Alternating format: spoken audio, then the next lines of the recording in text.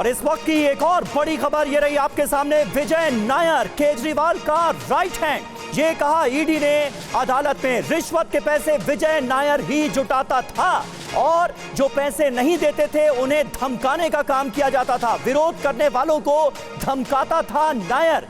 ये ईडी की तरफ से दलील रखी गई है और पॉलिसी के लिए नायर डील करता था और ये अरविंद केजरीवाल का राइट हैंड था।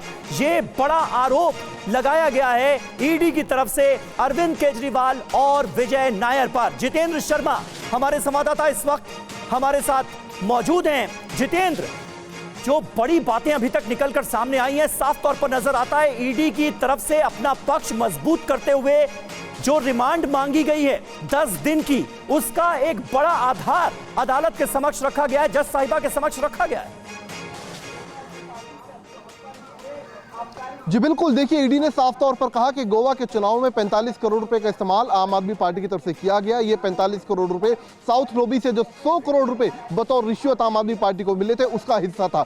इसके अलावा एक बड़ा आरोप और ईडी की तरफ से आम आदमी पार्टी पर लगाया गया है, सीधे अरविंद केजरीवाल पर लगाया गया, जिसमें कहा गया है कि गोवा चुनाव में जो उम्मीदवार थे उन्हें पैसा कैश में दिया गया था। यानी कि जो कैंपेनिंग के लिए, चुनाव लड़ने के लिए, अपना प्रचार करने के लिए जो पैसा दिया गया वो कैश में दिया गया था, ताकि इसका कोई हिसाब किताब जांच एजेंसियों के हाथ ना लग पाए। तो समझिए प्लानिंग बड़ी पहले से तैयार कर ली गई थी, किस तरीके से पैसे को रूट करना है और किस तरीके से उस पैसे का इस्तेमाल करना है, ये सब कुछ एक प्री प्लान तरीके से किया गया था। ऐसा आरोप ईडी का है कोर्ट के अंदर अरविंद केजरीवाल पर, और इसके मुख्य साजिशकर्ता अरविंद केजरीवाल को ही बताया गया है। जी,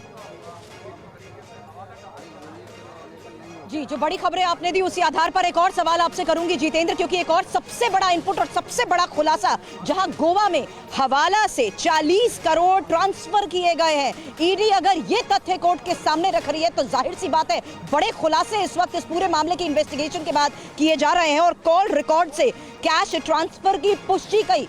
बड़ी खबर, गोवा में चरणजीत सिंह ने पैसे मैनेज किए। जितेंद्र, यही सवाल था, किसकी क्या भूमिका रही, किसने कैसे पैसों का इस्तेमाल किया। यानी कोर्ट में ये तथ्यों के आधार पर रखा जा रहा है कि आम आदमी पार्टी ने कैसे चुनाव के दौरान बेनिफिट उठाया और इस पैसे का भी आपको रोक रही है। एक और बड़ी खबर मिल रही है, आम आदमी पार्टी एक कंपनी की तरह है। देखिए बहुत बड़ा खुलासा ईडी कोर्ट में कर रही है।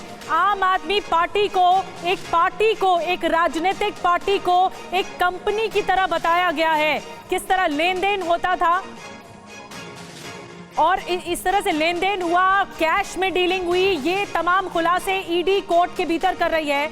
और जितेंद्र शर्मा और ज्यादा डिटेल में आपको बता रहे हैं कि मायने क्या है ये कहना ईडी का कि आम आदमी पार्टी एक कंपनी की तरह है। जितेंद्र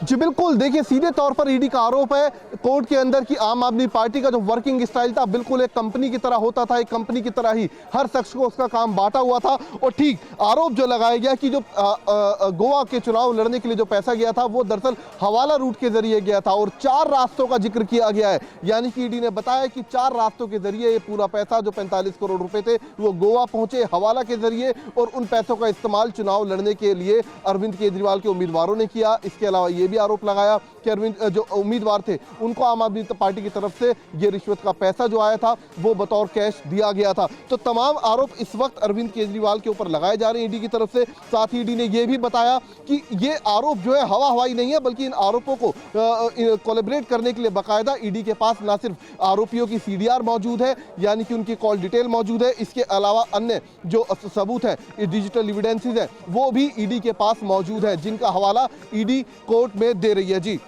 ठीक है, हमारे साथ घनेंद्र भारद्वाज भी मौजूद हैं। भारद्वाज जी, एक एक कार्यवाही जो कोर्ट में हो रही है उसकी एक एक डिटेल हमारे पास मौजूद है और ये सबसे बड़ा खुलासा है जो ईडी कह रही है कि एक कंपनी की तरह राजनीतिक पार्टी काम कर रही थी, इतना लेन देन किया गया, वो भी सब कैश में। बड़े आरोप लगाए गए हैं ईडी की तरफ से कोर्ट में। देखिए ईडी वही कह रही है जो ईडी को प्रधानमंत्री कार्यालय से लिखा स्क्रिप्ट मिली है, जो प्रधानमंत्री कार्यालय ने लिख के दिया ईडी वही कह रही है और वही भारतीय जनता पार्टी कहती है। हम तो बार बार कह रहे हैं कि ईडी कोई इन्वेस्टिगेशन एजेंसी नहीं रही, ईडी तो आज भारतीय जनता पार्टी की कार्यकर्ता बन चुकी है। ईडी और सीबीआई तो ऐसा लग रहा है जैसे मोदी जी के शार्प शूटर की तरह काम कर रहे हो। मोदी जी ने उन्हें टास्क दिया है कोर्ट के सामने तो फैक्ट्स रखे जा रहे हैं ना, आप कैसे रूल आउट कर देंगे? नरेंद्र सर, आप कैसे रूल आउट कर देंगे उन तथ्यों को जहां court transaction, court money transaction, money trails, chat और सीडीआर की बात वो प्रूफ के तौर पर रख रहे हैं?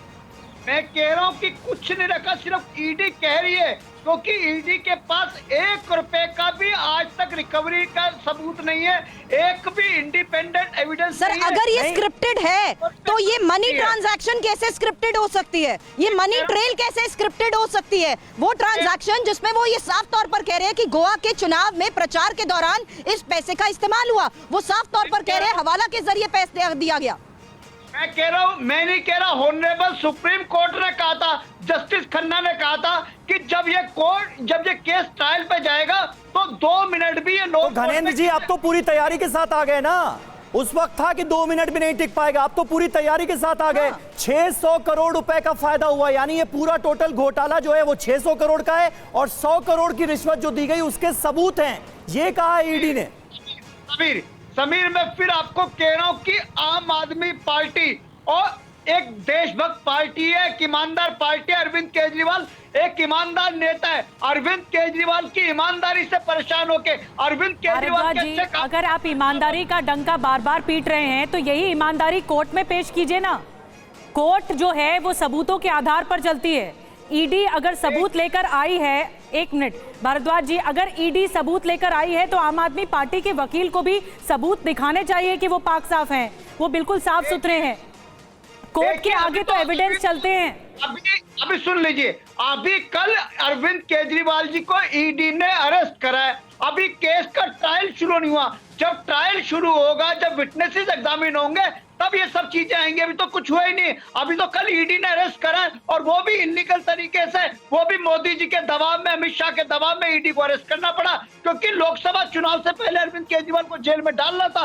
ये ईडी को टास्क मिली हुई थी कि कैसे भी लोकसभा चुनाव से पहले अरविंद केजरीवाल को जेल में डालो, अरविंद केजरीवाल को चुनाव प्रचार से रोको, क्योंकि नरेंद्र मोदी जानते हैं कि अरविंद केजरीवाल उनको एक्सपोज कर देते, चुनाव उनका बिगाड़ सकते थे, इसलिए अरविंद केजरीवाल को जेल में डाल दिया।